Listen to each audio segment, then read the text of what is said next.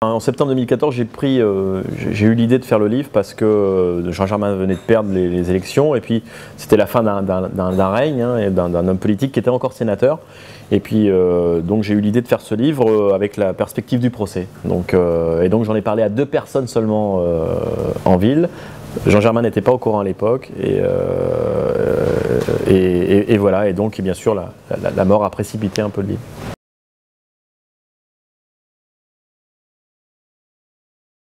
Tout s'est accéléré, mais ce que je voulais, c'était vraiment pas surfer sur la mort d'un homme. Je voulais pas vraiment qu'on ait le sentiment que je voulais faire le livre parce que Jean Germain était mort. Et heureusement que j'en avais parlé avant à 2 personnes importantes du Landerneau Tourangeau, parce que je voulais pas qu'on pense que je sois un vautour sur le cadavre. Je voulais vraiment parler d'un homme parce que j'avais croisé pendant des années. Puis je suis de la génération un peu Germain moi aussi, hein, parce que j'ai fait mes études quand il était président de l'université. Donc voilà, il y avait tout un ensemble où je voulais respecter quand même la mémoire de l'homme bien avant d'écrire le livre.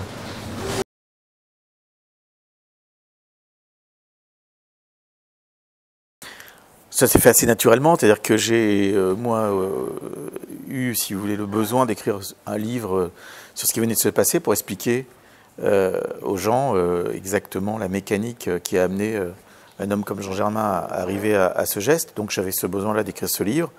Et puis il y a eu des circonstances qui m'ont amené à rencontrer Arnaud, qui avait donc effectivement commencé cette réflexion. Et le Cherche Midi nous a réunis pour justement permettre que cet ouvrage se fasse et que, franchement, j'espère utile aux Tourangeaux.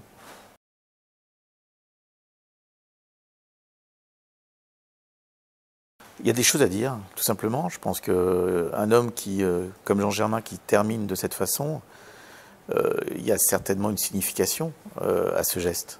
Donc je voulais avoir une explication, en tout cas évidemment, qui peut jamais être d'une objectivité parfaite, mais en tout cas avec le dialogue que nous avons pu entretenir avec Arnaud amène un certain nombre d'éclairages qui seront, je l'espère, utiles aux personnes qui s'intéressent à ça. Et puis je crois vraiment qu'il y avait beaucoup de... D'abord, bon, c'était un ami, Jean Germain, donc c'était évident qu'il fallait que j'explique des choses. Pour moi d'abord, et puis pour aussi son honneur, sa mémoire. Et puis en même temps, à travers son geste, il y a une signification politique qu'il fallait mettre en lumière. On a dialogué avec Arnaud et pour ma part, je pense que c'est comme ça qu'il faut faire aujourd'hui de la politique. Essayer de ne pas tenir un discours, de faire des monologues, mais essayer d'échanger, de dialoguer pour que les personnes se fassent une idée.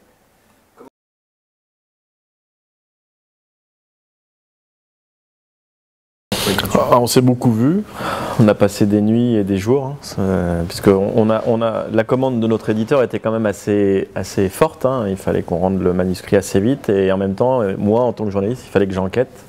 Il fallait que je reprenne tous les éléments, il fallait que je me réapproprie le personnage Jean Germain parce que je le connaissais mais je n'étais pas un de ses intimes comme Alain.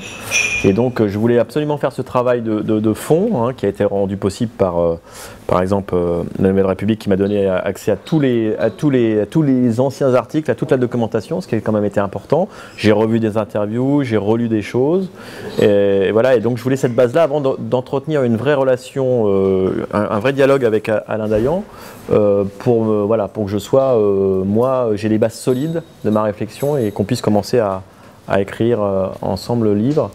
Ça n'a pas toujours été simple hein, parce que y a le journaliste qui enquête, il y a l'homme politique qui a envie d'honorer la mémoire d'un homme qui s'est tué. Donc, et on a assez rapidement trouvé notre rythme. On s'est parfois engueulé. Ça c'est normal. Et puis, c'est d'accord. Disons que le journalisme c'est quelque chose de compliqué. Voilà, je pense qu'il y a une grande partie du livre qui parle du journalisme tel qu'il est aujourd'hui. Comment on le fait. Et je dois dire que je pense pas que j'aurais pu faire ce livre avec quelqu'un d'autre qu'Arnaud Roy, parce qu'il a une vision assez humaine des choses et qui permet quand même de trouver des passerelles. Voilà, c'est important. Mais le journalisme aujourd'hui, moi, m'interroge profondément en tant qu'homme politique et puis en tant que citoyen.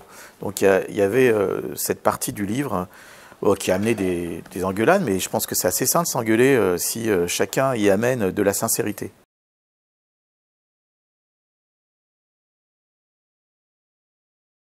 Ah, moi, de toute façon, bon, tout d'abord, tout ce qui est écrit dans ce livre est, si vous voulez, je ne vais pas dire que c'est la réalité, mais ce sont des faits. Donc c'est très factuel.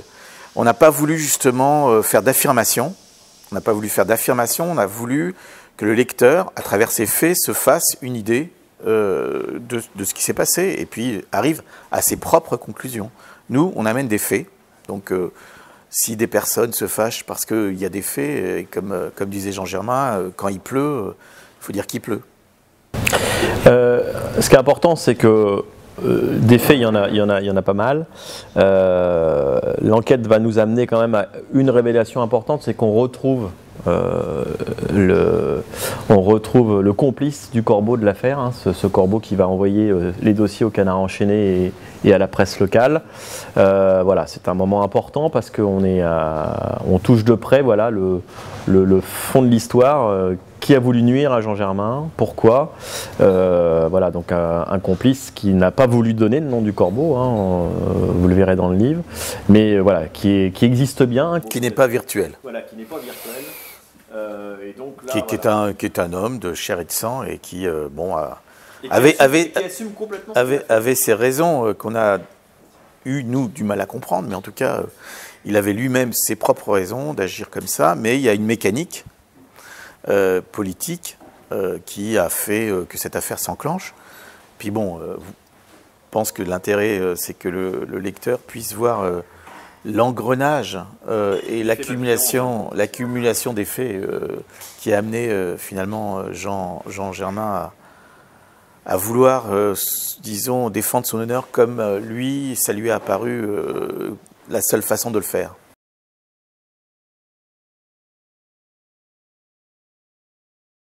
Oui, moi je l'ai compris assez rapidement.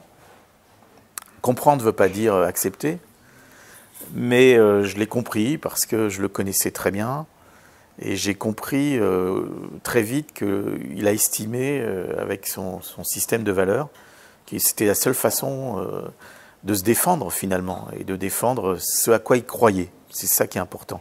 Je crois que c'est dit à un moment donné dans le livre, c'est qu'il défend des valeurs avant tout.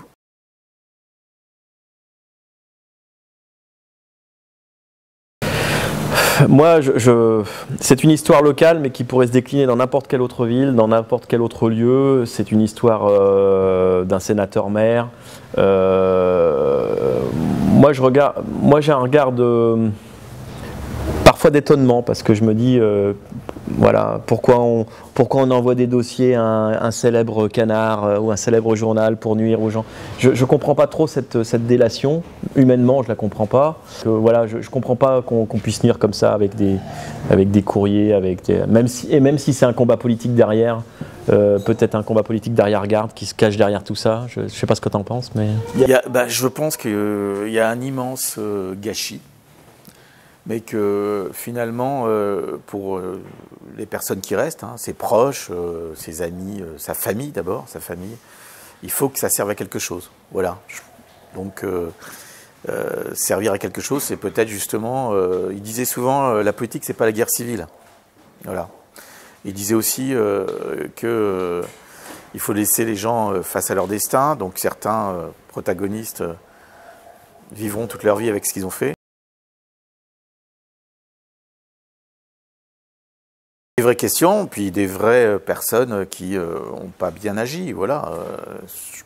C'est expliqué. Et il faut quand même aussi dire que Jean Germain avait aussi sa part d'ombre. Hein. Faut pas, voilà, c'est pas un livre qui on n'est pas sur l'encensement de l'homme, on est sur la compréhension d'un geste d'un homme qui est un homme public, un homme politique, et évidemment, comme tout individu d'ailleurs, vous, moi, les autres, on a notre part d'ombre.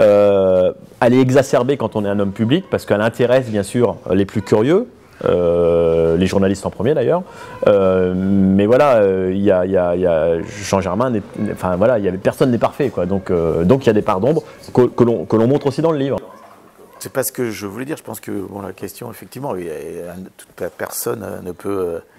disons, être totalement exempt de quelques défauts, bien entendu, y compris Jean Germain. Mais le problème qui était posé, c'était finalement, qu'est-ce qu'on en retire? On en retire qu'on aimerait que la politique soit autrement, on aimerait que la justice ait, si vous voulez, une approche qui soit un peu plus distanciée des rapports de pouvoir, et on aimerait que les médias également fassent leur travail peut-être différemment. Voilà ce qu'on pourrait en tirer.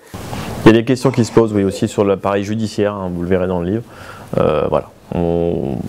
C'est une succession de choses qui va faire que ce matin du 7 avril 2015 à 8h50, un homme va se tuer dans son garage tout seul. Voilà, un homme qui a régné sur une ville qui était connu. Et puis il y a tout un peu du roman, malheureusement il y a un peu tout du roman du polar, du roman d'espionnage, une femme qui vient d'Asie, qui est au milieu de toute l'histoire aussi, puisque... Ça c'est son côté raconteur d'histoire. Non, mais je pense qu'il y a bon, moi évidemment je ne peux pas vivre ça de façon trop distanciée comme ça, mais c'est vrai que si on y arrive, c'est une histoire qui aurait pu se passer un peu universelle entre guillemets. Il y a un homme de pouvoir, il y a autour de cet homme de pouvoir un certain nombre de mécaniques qui se mettent en place, et puis une accumulation finalement de malchance, puisqu'on ne peut pas difficilement tomber sur autant mis bout à bout je dirais ça, d'injustice accumulée, pour reprendre le terme de son courrier qu'il nous a laissé.